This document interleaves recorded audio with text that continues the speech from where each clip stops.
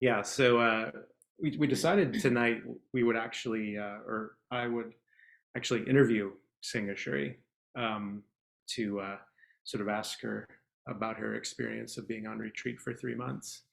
And I'm hoping we have a bit of time at the end to open it up for everyone to ask questions as well. Uh, so we're going to jump right in to these questions. You ready? I'm ready. Okay. So first of all, we're going to travel to the past and ask the question actually about why on earth you asked for ordination in the first place. So what led you to that moment where you decided you wanted to dedicate your life to Dharma practice? Well, I think it's kind of twofold. First of all, the world is a mad and crazy place filled with war and pain and suffering. And I am a person who has some problems with anger and hatred. And I realized that the world is run by anger and hatred, and it hasn't worked at all through all of the millennia. So Buddhism is the thing that made the most sense, honestly. It's the smartest path to the end of suffering while acknowledging that life inherently is suffering. So that's on a really big scale, something I've been very much working with since that moment that I decided to practice Buddhism.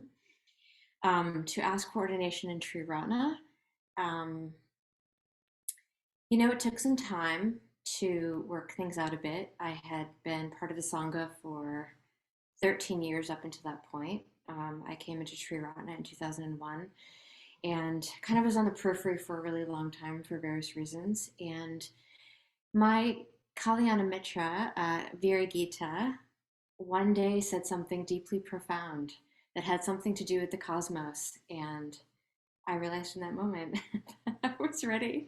And I said in that moment that I would like to ask for ordination. Um, it just was, it was the epiphany that Triratna specifically was the doorway to practice the Dharma for me. And as soon as I did ask for ordination in Triratna, many, many doors began to open in a really profound way, just within our ordination process, meaning that um, we studied more, we practiced more, things began to integrate on a deeper level, even more than it had before that moment. So, and it was extremely beautiful for me. And it wasn't always easy, but So in all of that, was there a sort of central thread or inspiration to your Dharma practice, or threads? right, yeah. Well, I know this is a little bit out there. So a common thread would be the mythic context, which is something that we do explore within the ordination process. Buddhism, as it makes the most sense here on this planet, to practicing kindness and cultivating a deep sense of awareness and mindfulness.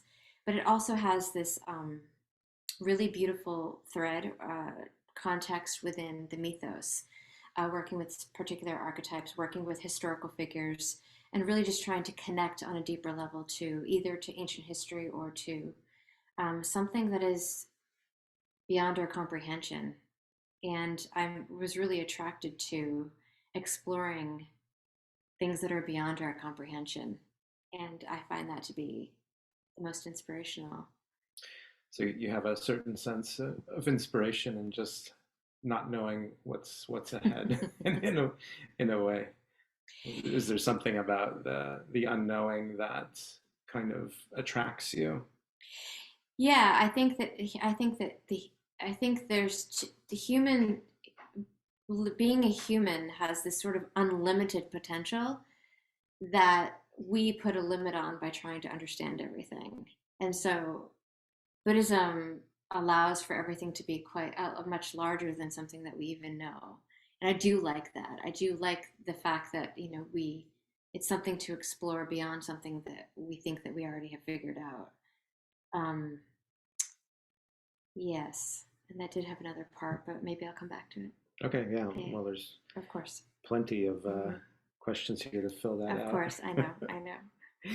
We're going to go to Spain now. Yes, okay. So we're going to travel to the arid mountains of Spain, northeast Spain.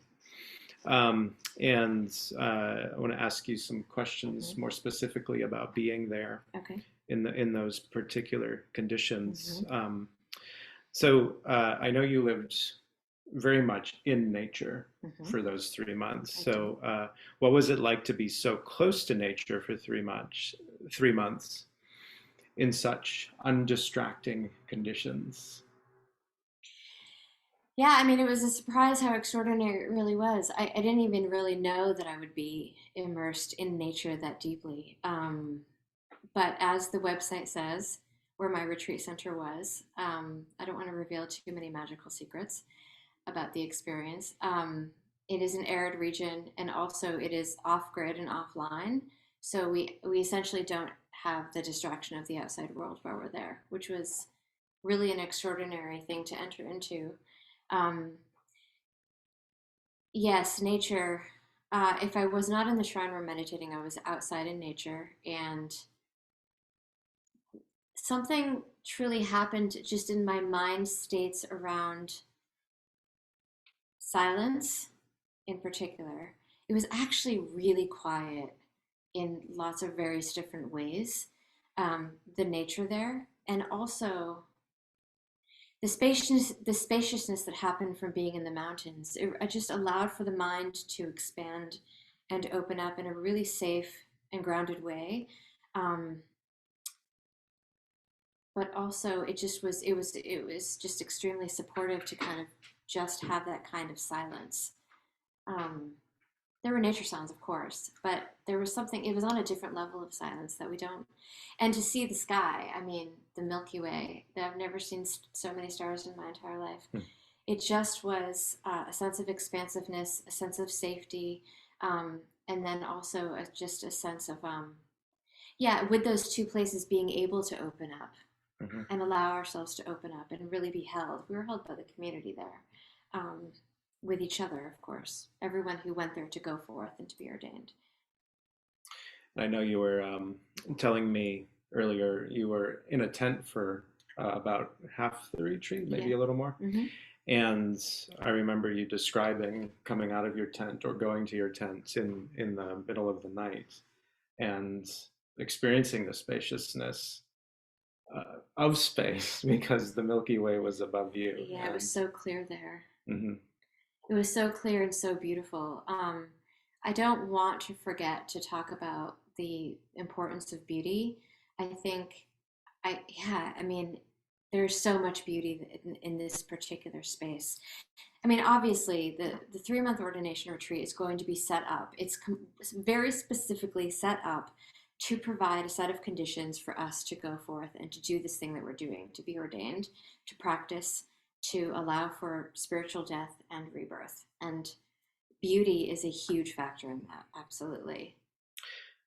what are some of your favorite moments with other forms of life while you were there?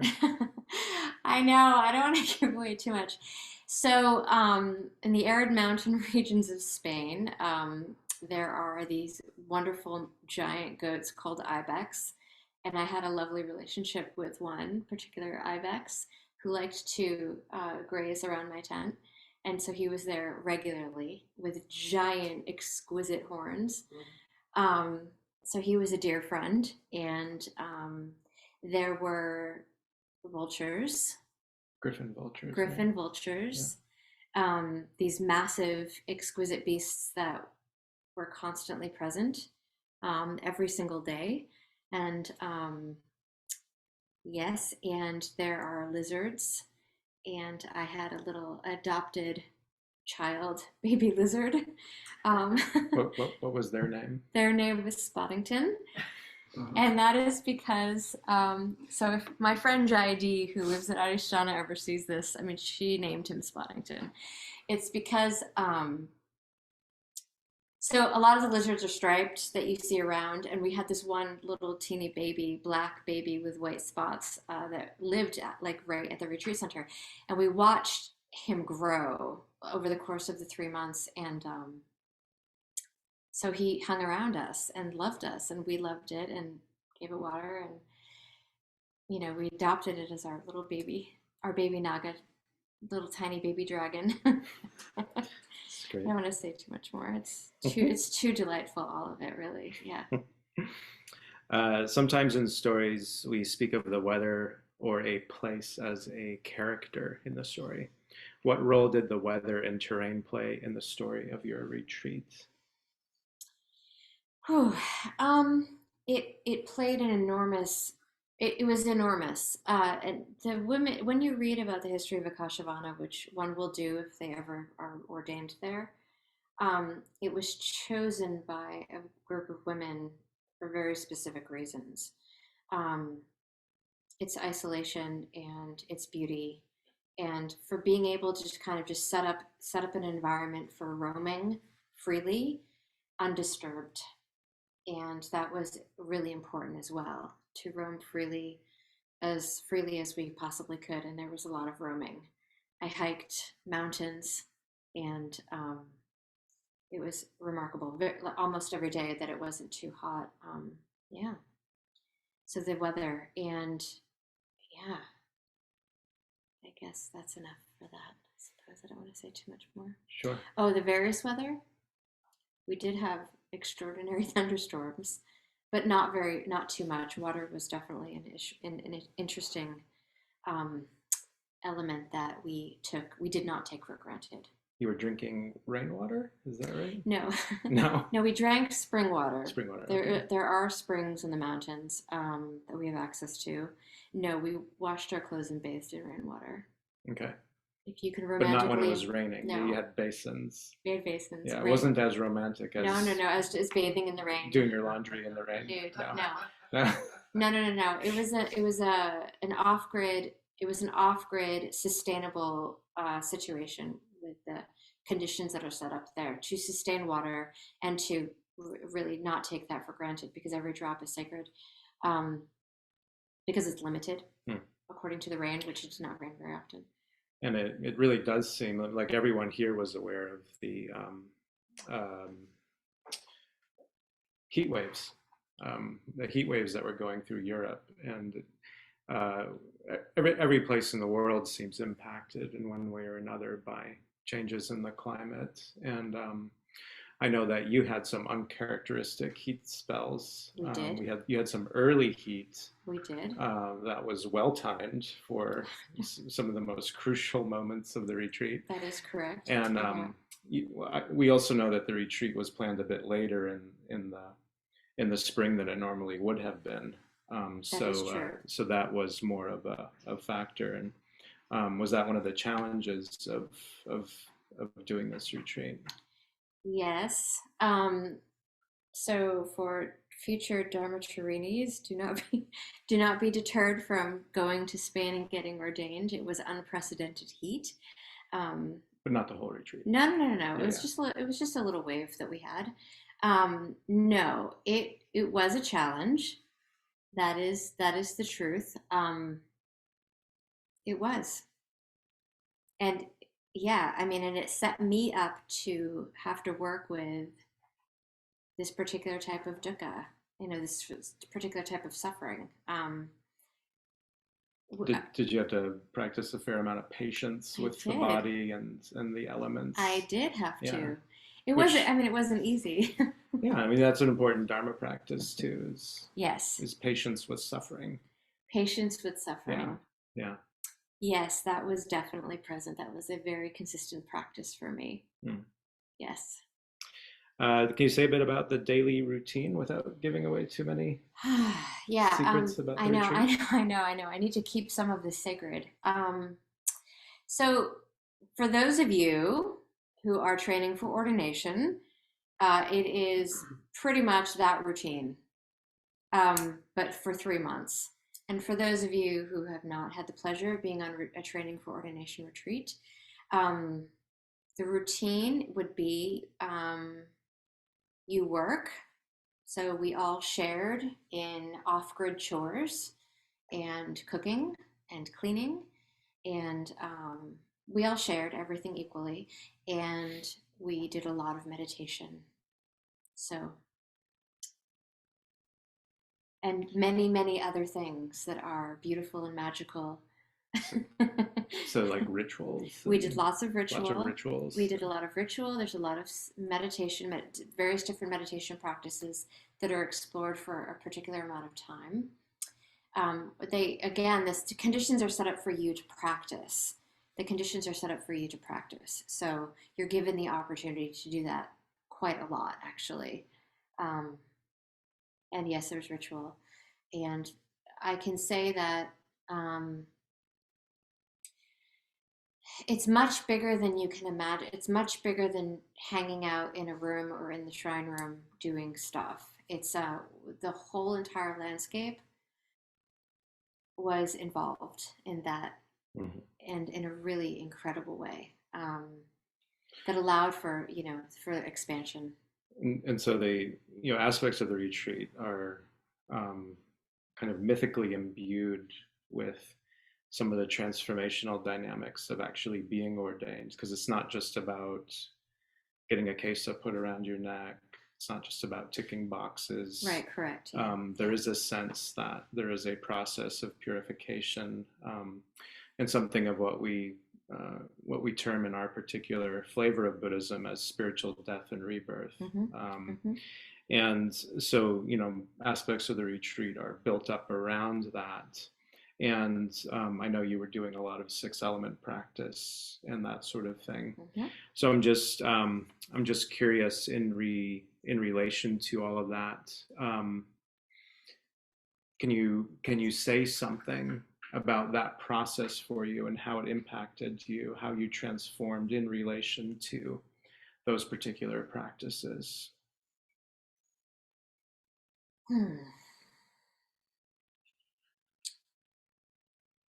The thing is, there's a constant. It's a constant showing up.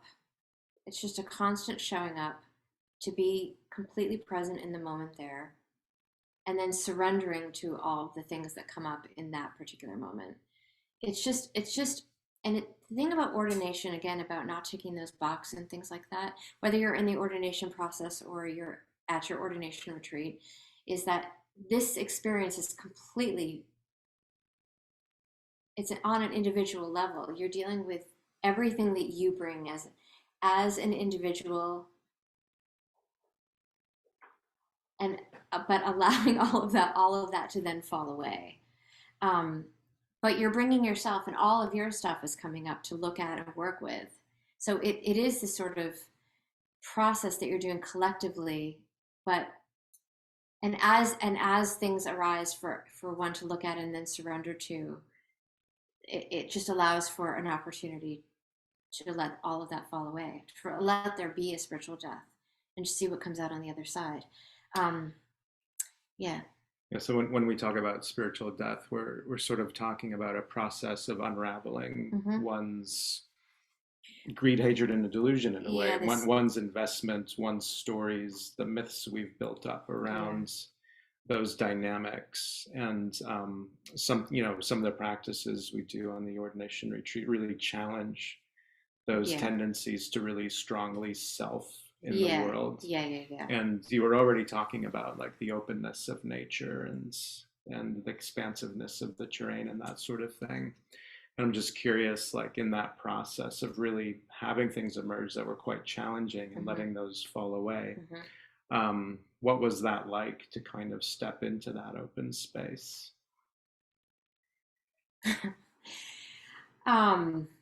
It's simultaneously deeply uncomfortable, maybe terrifying, but also extremely liberating, magnificent.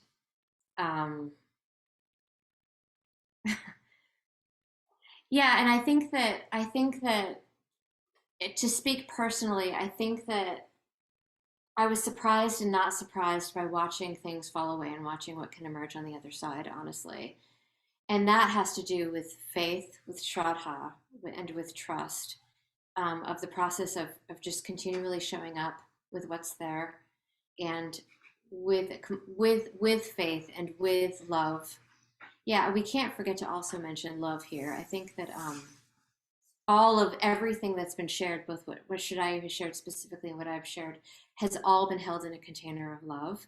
And that's love from the, not only from the conditions that are set up for you on this retreat in this particular space in Spain, in the mountains of Spain, by the team, by the community, by each other, by the all of the women who have come to this space at this time, but also by all of our communities back here. Um, each of us really truly held the sanghas, our home sanghas, also in a space of love, knowing that we were being held in spaces of love. And so it allowed for these places, the places of some scar are some scars within samsara, the greed, hatred, and delusion, the poisons within this sort of this realm of our human life to begin to fall away, and so that we can allow. So that there was a sense of doing it together. Absolutely, there was never a moment that I didn't feel completely held, by both the present conditions and then, of course, by our surrounding communities. For each individual, every single woman there had sanghas behind them, supporting us on this journey. And this is kind of how all of this works. And it's really funny for me to say that because, I came into Buddhism really with a love of studying the Dharma, with a love of the historical Buddha and watching the mythological and archetypal stories of Buddhism bodhisattvas arise through the various different practices of Buddhism. And the Sangha jewel kind of was the last jewel for me. The three jewels, right? The Buddha, the Dharma, the Sangha. The Sangha jewel being our community, our community here, in that aspect of the Sangha, was last for me. It comes from a place of, I didn't really feel comfortable engaging in the Sangha for a really, really long time, even though I was kind of on the periphery. And something had happened in the process of asking for ordination where my heart completely opened up to the Sangha. And I'm still exploring that, but that came with me on this retreat. That was really a precious element. Going forth. Right. So there was a sense of spaciousness, a sense that you were being challenged, a sense of being held by a community. And within all of that, you received, first of all, what's called a private ordination, where you and your preceptor, Padmadharani, were alone. And you chanted the refuges and precepts. You went through that whole ceremony, and she gave you your new name. So when you got the name Singhasuri, I'm just curious, what's it like to have a new name? Remind me what it's like. It's been a long time for me. And what does it mean to you? Is there a teaching in your name? So what's all that been like, and what's it like to sort of reform? Sorry, it's like 50 questions. Like to feel yourself reforming around this new name. Yeah, all of those questions are definitely in receiving a new name. It's interesting because I've been, Shadayu has been my partner since day one for these last 21 years, since I walked into Arya. So I've been very much aware of the fact that when you're ordained, you get this new name. And I had previously been initiated into a yogic tradition and was given a new name that I no longer use, obviously. And but I don't know if I actually was prepared for this, having all of this knowledge at all. It was quite shocking, actually. I think that just being called a different name all of a sudden, a different name that was given to you by someone that you trust, but you don't know what that is. You're not part of the decision, and so it's a complete surprise to you when you're given the name. And so my initial thought to kind of circularly navigate this question, I did say "whoa" as soon as I was given the name, because Singhasuri is the lioness-like heroine, and I mean that is already just the translation itself is quite large and quite beautiful, and really connecting to what that means is also something very much to grow into, because another unofficial explanation that was given around the name, sort of mythologically speaking, was the lion's roar, the protector of the Dharma. And this kind of an idea is it's big. it's something really, and I'm just like, can I grow into this and really be this magnificent name, Singhasuri. And so yes, the connection to it, this lioness like heroine, protector of the Dharma, the lion's roar. So often the discourses of the Buddha are usually, kind of named the lion's roar. And I had just been reading the Therigatha, the Theris, the nuns, the very first Buddhist women, and they were also speaking about hearing the discourse of the Buddha, hearing the lion's roar, and then claiming to have the lion's roar their own lion's roar when they attained enlightenment, and really just kind of connecting to that lineage of women as well as the Buddha. And then Shakyamuni, as the Buddha who previously was known as, is from the Shakya clan, which is the lion clan. And so part of my process of connecting to Singhasuri was connecting to historical aspects of the name, to archetypal aspects of the name.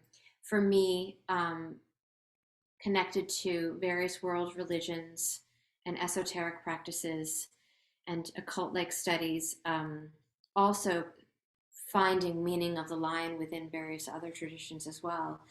And I know that when we speak of the Yidam, maybe I'll go into a little bit more of holding that all together. But did I answer some of this quote? Is there anything else that I? Yeah. Maybe you could just say a bit more about like the name as a teaching. Like, is there something in particular in it? Yeah, so Padma shared a teaching from Milarepa about the lion's gaze, really. Sorry, and I'm going to have to paraphrase here, or something around, you never throw a stick twice at a lion. And for me, you can. I can vouch for that. No, you can, if you can embellish, no. And if you can embellish that, if it needs to be embellished at all, it is one of the Milarepa's teachings, and something about the steadiness of the gaze, the steadiness of the lion's gaze. And this something really profound came out of the teaching for me around my own practice, around steadiness, around deep stillness, and around integration, and allowing that sort of deep pool of stillness to set up the conditions for insight. And so there was quite a lot there that was very symbolic for what it is that I was working with on the ordination retreat in particular, around deep stillness and access to insight. Because we have these two practices in Buddhism, our shamatha practices, which are the tranquility practices, and the vipassana practice, which is our insight practices. And really just allowing for the conditions, along with my name, to really move into those insight practices. That's probably a good segue into talking about sadhana practice, actually. So I know you didn't mind me saying that you were introduced to prajna paramita as your yidam. Right. A yidam is meant to embody a lifelong process of central and crucial importance to one's Dharma practice and your path to awakening. So the sadhana practice, where you visualize the yidam, is meant to have elements of both tranquility, meditation, and insight practice. And it's meant to be sort of the central gateway towards nirvana. And so you were introduced to prajna paramita. So what's it like to have this new relationship in this new practice? And maybe you could say just a little bit about prajna paramita for those who don't have a visual. Yeah. Oh my goodness gracious. The yidam, I mean, this is a huge area for everyone who's ordained to either make this choice from a selection of beautiful Buddhas or Bodhisattvas, or to be given to them, to be chosen for them by their preceptor. These days, I feel like most of us chose the yidam that we wanted to hang out with for eternity. And so prajna paramita for me is incredibly symbolic on a lot of different levels. It started with the perfection of wisdom sutras in Sanskrit, There's a whole beautiful mythological story about Nagarjuna, who was his teacher, um, who discovered the perfection of wisdom teachings through the Nagas, these sort of beautiful, mythical, dragon like beings coming out of the depths of the sea and handing him the teachings of the Buddha that the Buddha had entrusted to the Nagas centuries before. Um, so these particular, this mythos has been deeply inspirational for me. And it was not just the Naga king, but the Naga princess who, this female image who comes up and gives this to this teacher Nagarjuna to share the Dharma with the world. And then the perfection of wisdom sutras, the perfection of wisdom teachings, turned into this exquisite goddess of scorching beauty, uh, as described by Vesantara.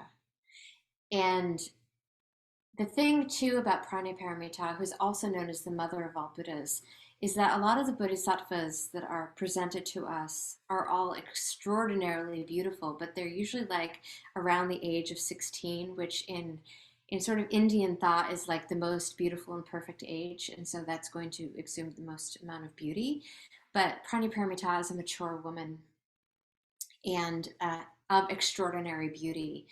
And this became quite symbolic for me on a lot of different levels, sort of having an awakening through. So a lot of you know that last year I had a total hip replacement, and at quite a young age actually. But I'm really not that young anymore, to be perfectly honest. And this was a huge awakening into sort of to sickness, old age, and death, that when we are in our youth doesn't often pose as a concern until all of a sudden it is a deep concern. And so something really deep happened for me there, in a sense of maturity for me, but also into moving from this lifetime of being a deep, devoted practitioner, spiritual practitioner in various different ways from a very, very young age, and allowing for that as becoming a Dharmacharini to move into a deep space of wisdom and insight. So it was really symbolic for me to sort of embrace that part of me as a maturing woman, into a place of wisdom. Really embracing that as a really beautiful thing, not just as a terrifying thing as it sometimes can feel. I mean, the total hip replacement posed something quite terrifying, not just in the sort of degeneration of the body, the potentiality of sickness and death, but there's a lot of pain involved. There's a lot of pain involved in the recovery, all the way through my ordination retreat. Hiking these, the heights of these mountains were a bit ambitious, I would say, but I think that I have this passion for movement and passion for stillness, and I needed to find the balance between those two places. And I did. And on the 1 year anniversary of my hip replacement, I climbed the highest peak and felt really proud of myself. And I'd gained an enormous amount of strength from this process as well, within the recovery of this. So it was really an exciting piece. The body aspect within this retreat was a really exciting piece for me, along with the integration and stillness. Absolutely. Okay. So the mountain's supposed to be very healing and a huge part of my own healing and integration. Yeah, thanks. I want to give other people a chance to ask questions. So whether you're on Zoom, if you're on Zoom, you can either unmute or you can write your questions in the chat. And for those of you here, you can just raise your hand and ask away. Yeah, Arvind? How many people were on the retreat? There were 18 ordinands, so 18 women who were ordained, and then a team of 5, so there were 23 in total. Yes? Just you, that's it? Just the 23 and nobody from Miles? So there's a community that supports us who lives there, so that are there specifically to be the ones to buy food and to go to be in touch with the outside world. Obviously, they're the ones that are contacted in case of any type of emergency, either internally or external emergency. Like out here, if there was something that happened, they would be contacted, or if we needed medical care, then you are then taken care of by the community, which is an outside. Yeah, they live there, and so they did support us, but they did not live there with us. They lived off site. Lana, sorry, Singhasuri, you said that it was sort of similar to the TFO retreats, except that it was for 3 months. Yeah. My experience of a 10-day TFO retreat is that it's extremely intensive and it's exhausting. By the end, I'm wiped. How did you manage to do it for 3 months? Well, that is why we trained for so many years. No, that's a joke. That's a joke because we all have different levels of training. No, it does set you up. I mean, it's practice, right? You go on these retreats and you practice being on retreat with other people, and you learn about how to be in those conditions, and it sets you up for, a skillful means of being able to do that. And then, but how did I do it? Again, it was just constant letting go, constant letting go. If things were difficult, which they were on certain occasions, you have to just you can only face yourself because there's nothing else to do except the work. And to do it really, really lovingly. Again, I know I keep talking about the conditions. So the woman who was leading the retreat definitely reminded us, you are in extraordinary conditions to support you in this place. And so they've been set up. Let me just say, it's been impeccably polished to do just that. And so you trust and you let go and you practice and you refine and you love and you practice and you refine and you keep loving until it all falls away. And what you're left with is a little baby Dharmatarini. Yeah. I'm an adolescent now. Now that I'm back out in the world. So that's what the world does to you. Yeah.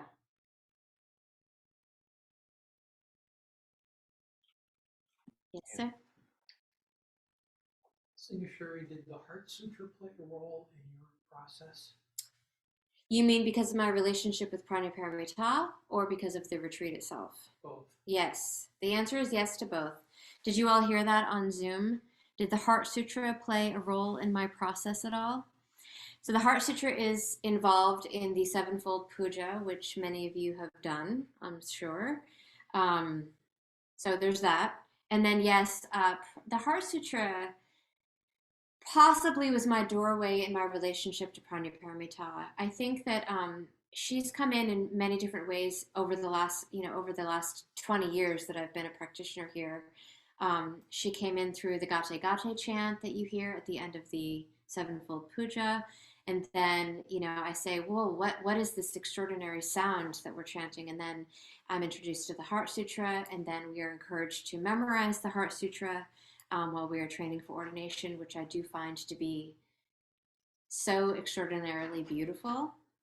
If you really read it and listen to it and then pay attention and repeat it over and over and memorize it, it becomes quite a part of your practice. Emptiness is form, form is emptiness. I mean, it's a koan throughout the entire thing, which is I just find to be extraordinarily beautiful. So I've been deeply connected to the Heart Sutra this entire time. Yes, and that was the foundation for my relationship with Pranaparamita. Did you chant it in Sanskrit as well? We did. Yes. Yes. Yes, it's quite long in Sanskrit. I have not memorized it in Sanskrit yet. That is a wonderful thing. I was going to ask you to chant it for all of us. Yeah, but, no. Too bad. Too bad. There are many things that we've memorized, and the Heart Sutra I have not quite perfected yet, but soon enough. Soon enough. Yeah. Any other questions? Oh, hey, Chitavan. Just saw you there. Friends? Nothing else? Ladies training for ordination, you have no questions for me.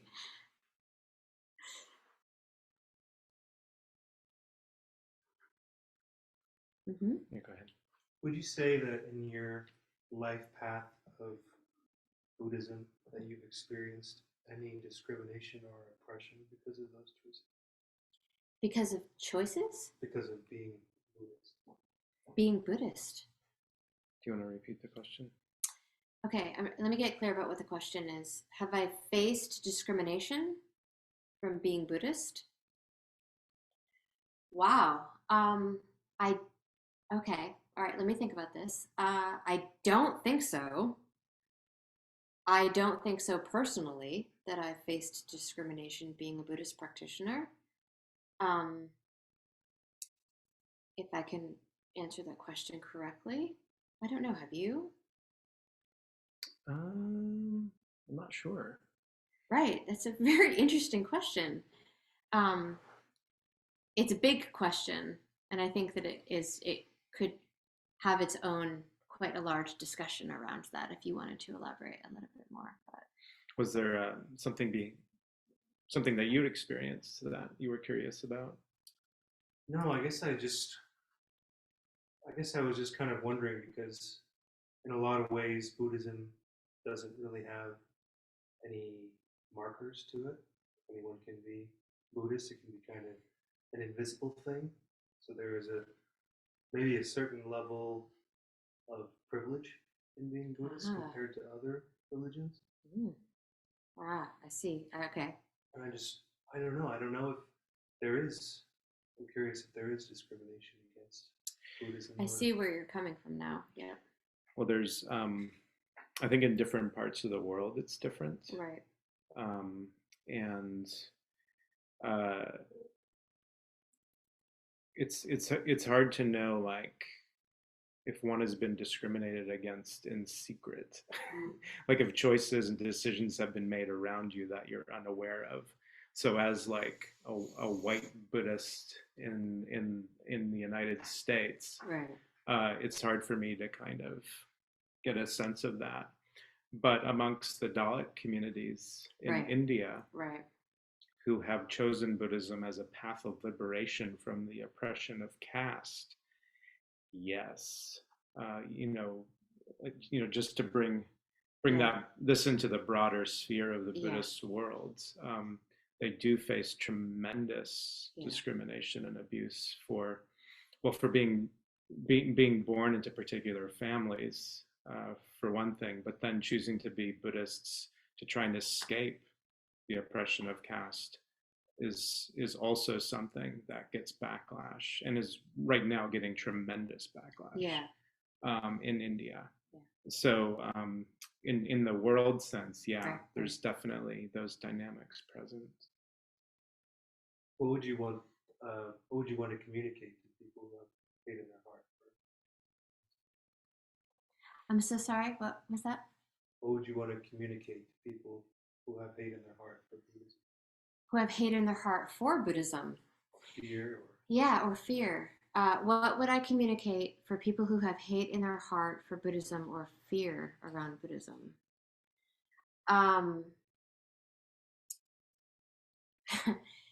Hate in their heart. Well, the interesting thing about Buddhism, it is about the cultivation of loving kindness. And for every single thing that we do for the benefit of all beings. And we make that a personal practice, is what I am doing for the benefit of all beings. And so I would just say, love, learn, practice metta bhavana, the cultivation of loving kindness. Try practicing Buddhism before you have hate toward Buddhism. Quote the Dhammapada, hatred never ceases hatred, only love ceases hatred. Yes. This is an ancient and timeless truth. That is correct. I've got a couple of questions here on Zoom. Might you talk about the relational field and friendships you developed on the retreat, and what countries did the ordinands come from? Those are really, really fun questions. Okay, so to answer the countries, we primarily had a lot of people from the UK, from both Scotland and England, which is pretty typical actually on those retreats because so many people in England ask for ordination. So a large number of Brits get their letter. So that's awesome for them. We had 3 people from North America. So there was there was me, Singhasuri from the Ayurloka and Portsmouth Buddhist Center communities. We had Tamajoti, who used to be Elaine from New Jersey, Philadelphia, New York City, Sangha. And we had Tiagatara, who was Claire Robillard from the Vancouver, Canada Sanghas. So we were the three North Americans, and the three of us traveled together before and after. So to then go to the next question, the three of us cultivated a very beautiful, deep relationship just from being together so much and from being three North Americans that shared in this journey. There also were 4 women from Germany. 2 of them lived in the UK, and 2 of them traveled from Germany, including one of their preceptors, or 1 or 2 of their preceptors from Germany as well, which was really a wonderful having. It was wonderful having 4 new German friends, which was lovely. And then the friendships that were cultivated. Yes. Something very extraordinary occurs when you spend 3 whole months every single day, day and night, with 23 or 22 other women. There are magnificent friendships that happen, and something that is like no other thing that can happen. I definitely have now 22 new female friends, and we have experienced something very, very specific together.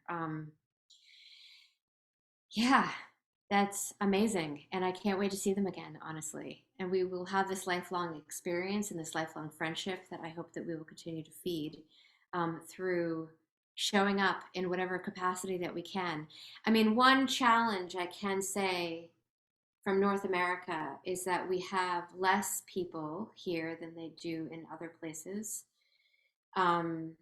In the Sangha, you mean? Within the Sangha, and also because our country, it's pretty spread out. I mean, you know, like Tiagatara lives in Vancouver. My dear friend Bimlasara is in Vancouver.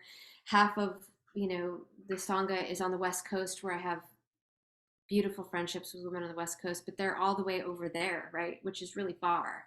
Sometimes it can take longer to get to California than it can get to London. So there is that kind of a thing. So what this thing that we have is really precious, and it is challenging for us to have to think about flying across the Atlantic Ocean and then finding our way, because we are so far away. To take that into consideration, like, you know, how many conferences I want to attend, or how many times I want to visit these extraordinary women that I've befriended. But now we have this wonderful thing called Zoom, so this can be a way for us to stay in touch.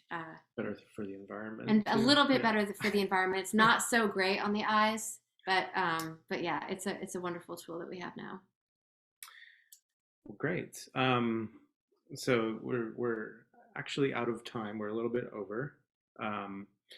So I hope everyone got something of a taste of what it's like to do a longer retreat, and to go through this process of ordination. And I hope you got a really good sense of Singhasuri and where she's come from and where she's going. Any final words you want to say? Any final words? I'm really, really happy to be home. I did miss the community here. I missed being home, and I do want to encourage you all. I think that you know, that this all comes at different levels of practice. It starts with, you know, showing up to like Sangha night like tonight and getting on the cushion and exploring the things that come up, which is the interesting part about that. What we did upstairs earlier is that this is the entire foundation for what it is that we do on an ordination retreat. And so, as mysterious and magical as it all sounds, and that it actually is, it really does start with working with our own minds. And that is what carries us through the entire process. So if you are curious, and I invite you to be very curious, or if you are starting to be like, wow, this all is amazing and it's making a lot of sense, I do invite you to just keep trying, keep showing up, keep asking questions, and think about going deeper in your practice. I mean, I don't want to be like, become a mitra and then ask for ordination. I think that, but along those lines, though, I think that, again, doorways do begin to open up when we begin to take those steps. And it all is about a deep relationship with oneself, really, really beginning to practice kindness on deeper and deeper levels that seem so, so far away sometimes in the real world, and really learning about the cultivation of love and deep mindfulness and awareness. And I think that, yeah, you just take it from there. And it's awesome. Great. Go deeper, folks. You Go heard deeper. it.